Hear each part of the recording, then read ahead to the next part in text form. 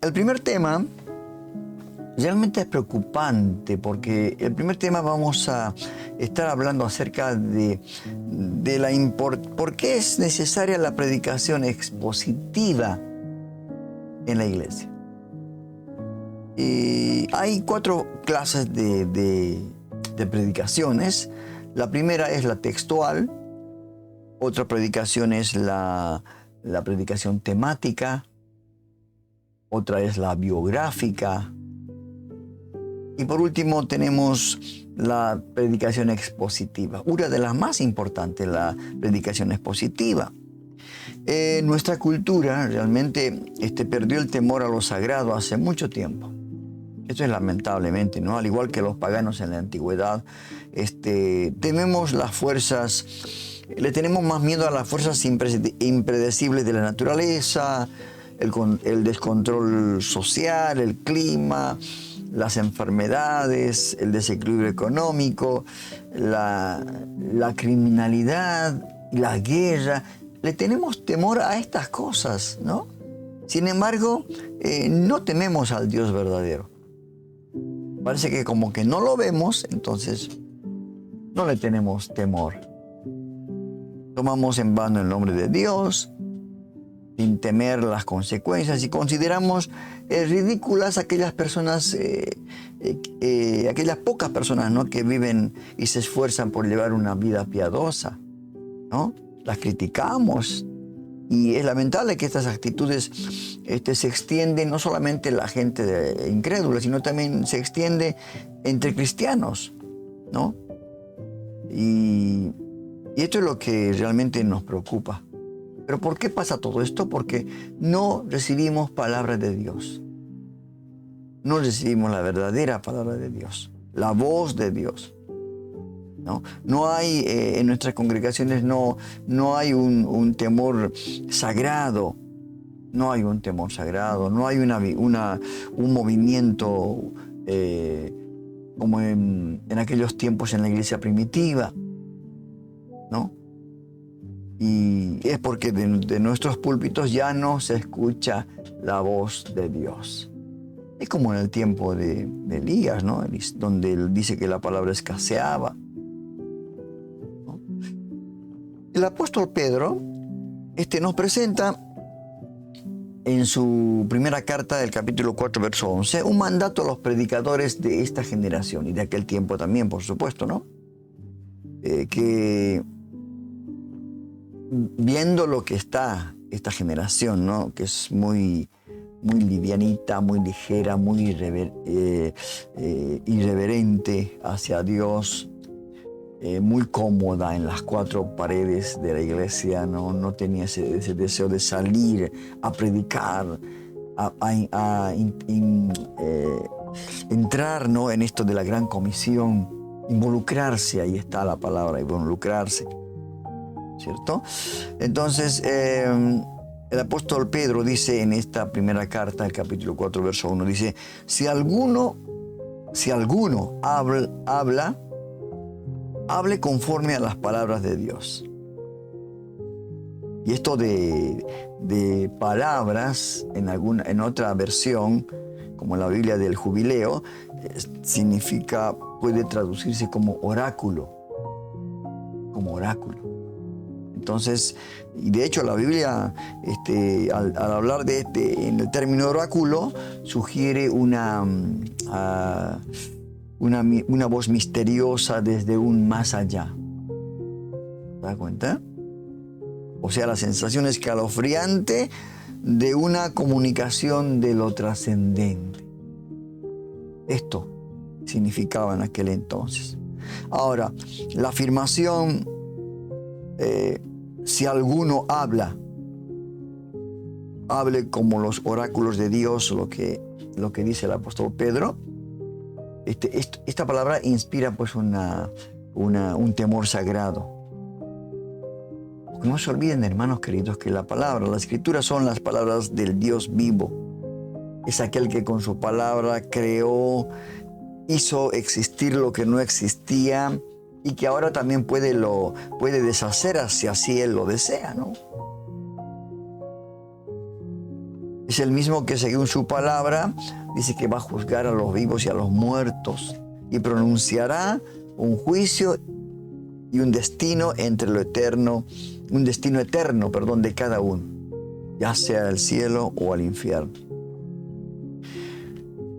Atreverse a tomar la palabra de Dios hoy en día requiere la misma preocupación, miren lo que le digo, hermano, por la santidad que tenía el sacerdote que les demandaba a los sacerdotes en el Antiguo Testamento, cuando entraba a la presencia de Dios. Esto es lo que realmente tendrían que tomar en cuenta aquellos que suben al púlpito. No tanto en campañas, en eventos así al aire libre, ¿no es cierto? Reuniones entre hermanos, hermanas, que quizás se puede aprovechar la predicación textual, temática y biográfica, por supuesto, pero esto de la palabra expositiva es algo que realmente es la palabra de Dios. Entonces surge la pregunta, ¿no? ¿Cómo tomamos en nuestras manos la divina palabra viviente? ¿Cómo abrimos este libro sumamente sagrado? Y la Biblia da la respuesta.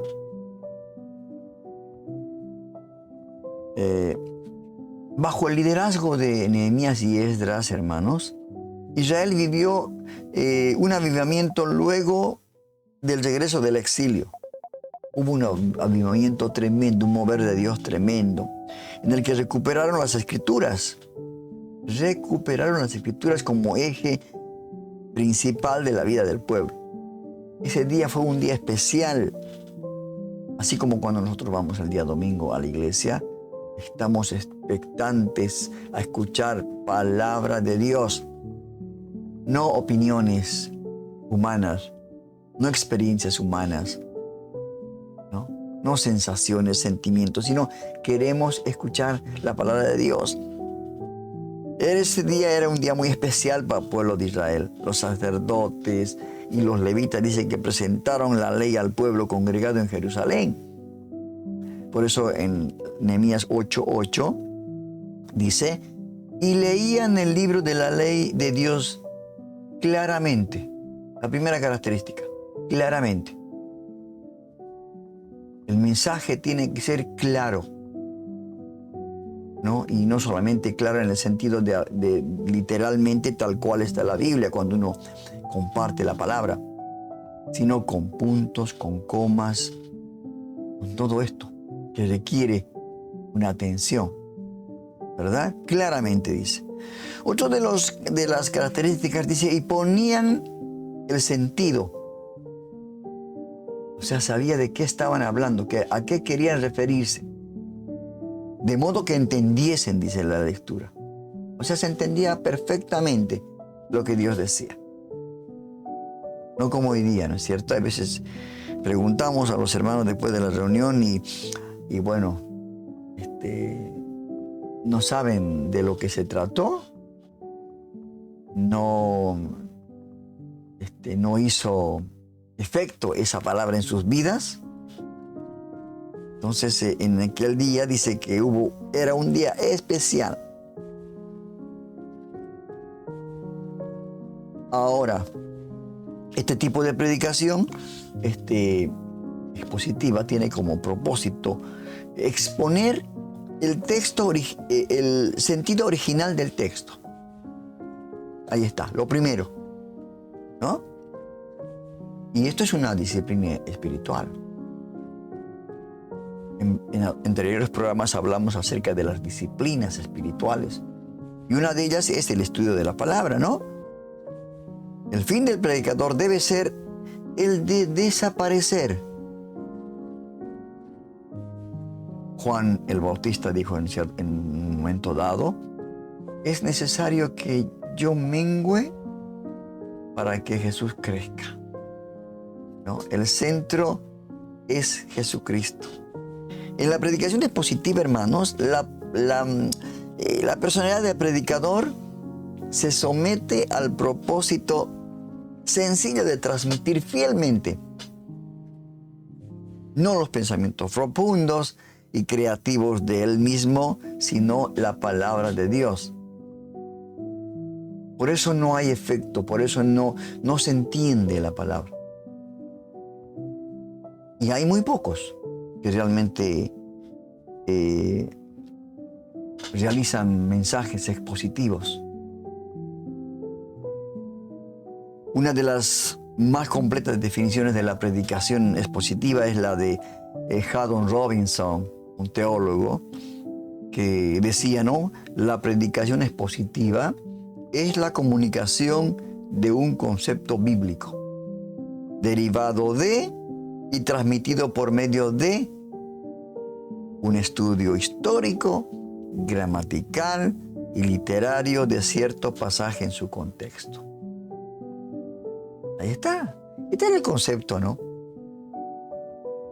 ¿Y cuántos mensajes positivos habremos escuchado en nuestro diario vivir, en nuestro caminar con el Señor?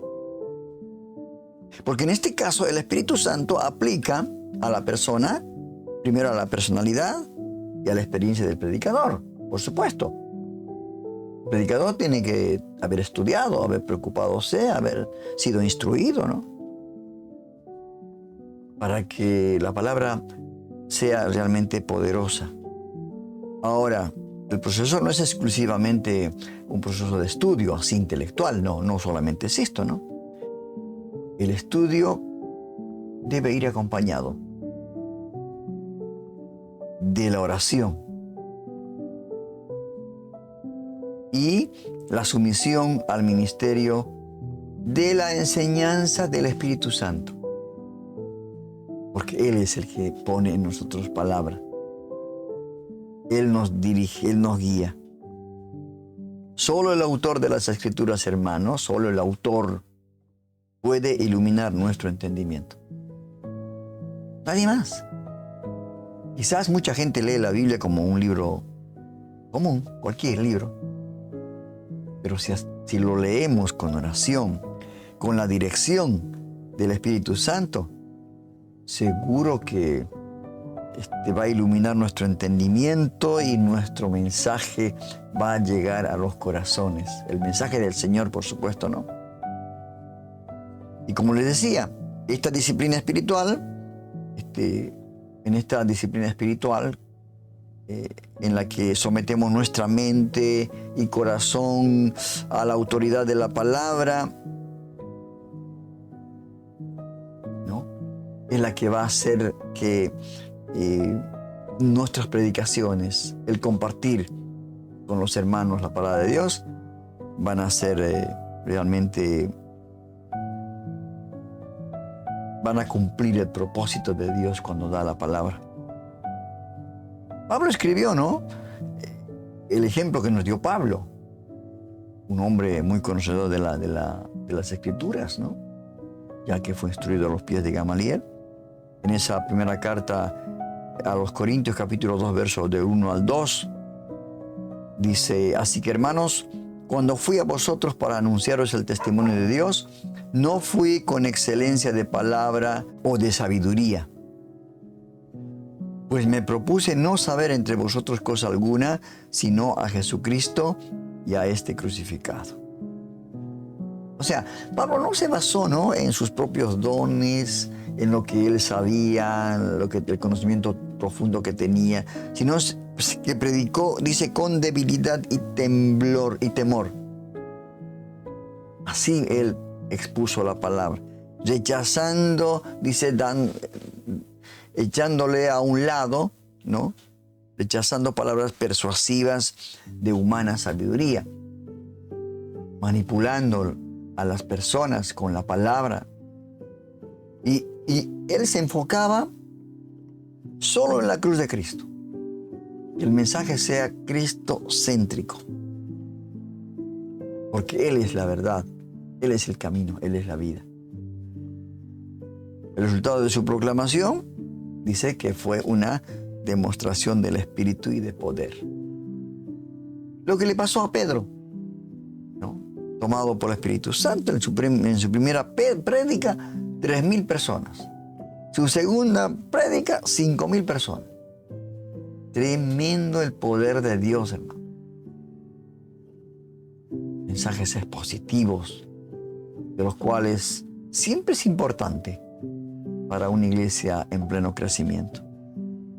¿Los resultados cuáles fueron? Tremendos.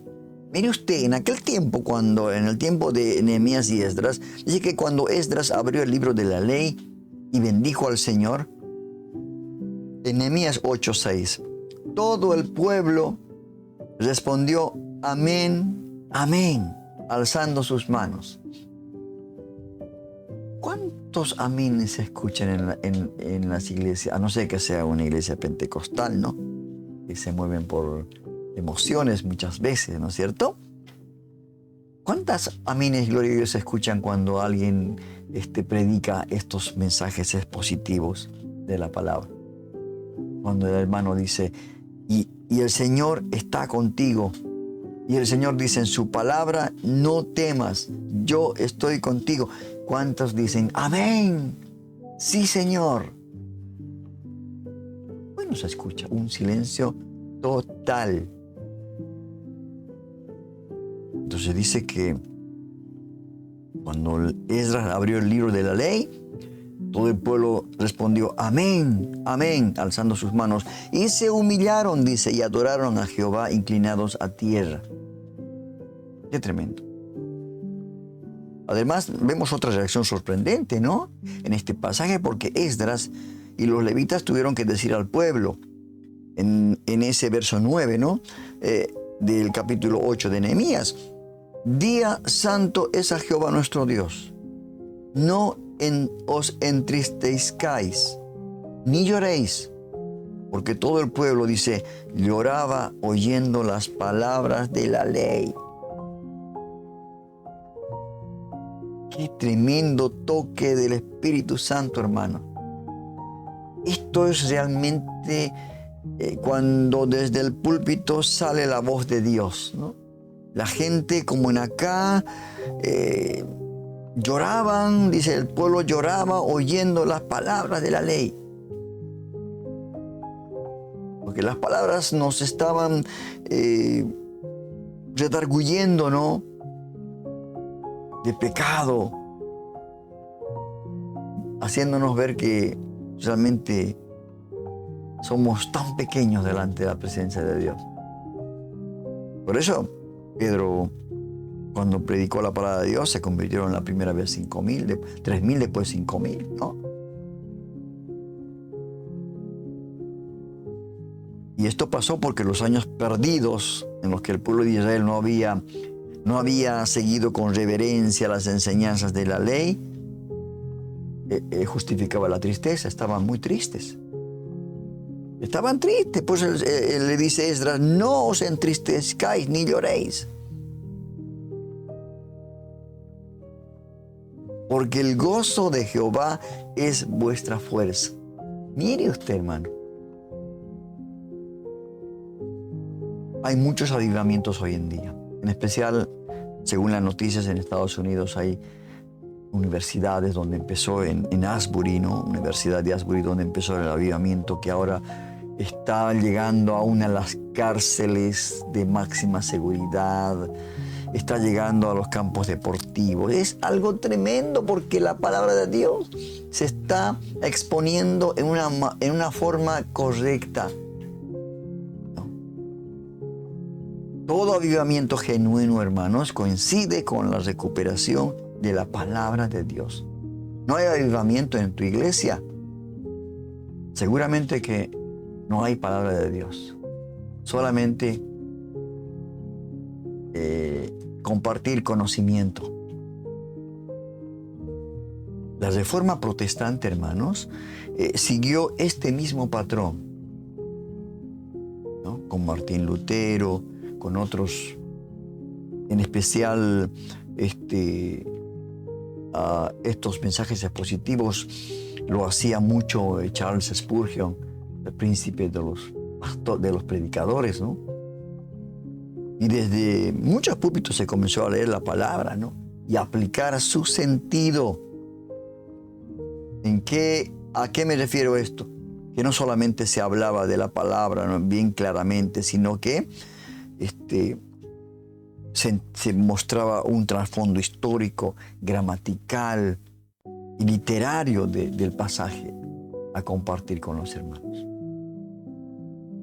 Hermanos, tenemos que volver a esos mensajes de la iglesia en sus comienzos, ¿no? Y para que el pueblo de Dios sienta un gozo de escuchar la palabra, ¿no? Haya amenes en las iglesias, ¿no? Porque dice que el gozo de Jehová es nuestra fuerza, para que ya no salgamos como hemos entrado, ¿no? Con problemas, con dificultades, con falta de fe, con tantas cosas. Esto está pasando hoy en día, hermano. Lamentablemente esto es lo que pasa. Con esto de la música se manipula mucho las emociones. Pero no hay nada, todo es fofo, ¿no? Todo es liviano. Entonces oremos para que nuestros predicadores, aquellos que tienen la responsabilidad de hablar de la palabra desde los púlpitos, ¿no?, los pastores, los líderes, puedan realmente entrar en esta disciplina espiritual e intelectual, ¿no?, de comunicar al pueblo palabra de Dios, para que el pueblo crezca, madure y crezca a la estatura de Jesucristo. Realmente es algo de mucha importancia este tema que estamos desarrollando hoy.